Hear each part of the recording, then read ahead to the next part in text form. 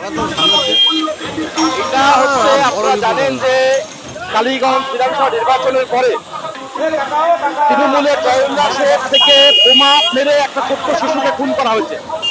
অবিলম্বে খুনিদেরকে ধরতে হবে, 1 নম্বর দাবি। 2 হচ্ছে আপনারা জানেন যে আগামী 9 তারিখে গোটা দেশের ব্যাংক, বিমা, রেল, দেশের গণতন্ত্র, সম্প্রদায় সংবিধান সবগুলোকে বিনষ্ট করে দায়িত্ব নিচ্ছে আমার দেশের সরকার, কেন্দ্রের ব্রিটিশ সরকার। আর তাকে ইনক্রেড করছে রাজ্য সরকার।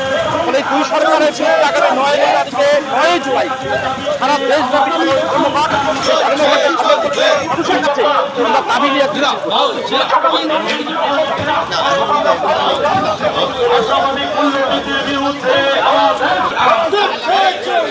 আগামী 9 জুলাই দেশব্যাপী সাধারণ ধর্মঘট সফল করব।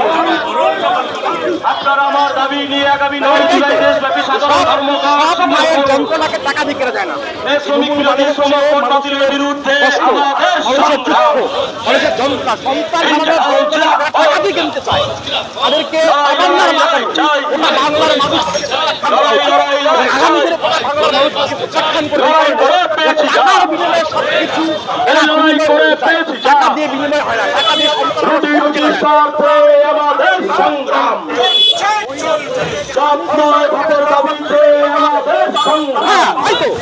আমার সন্তানকে কখনো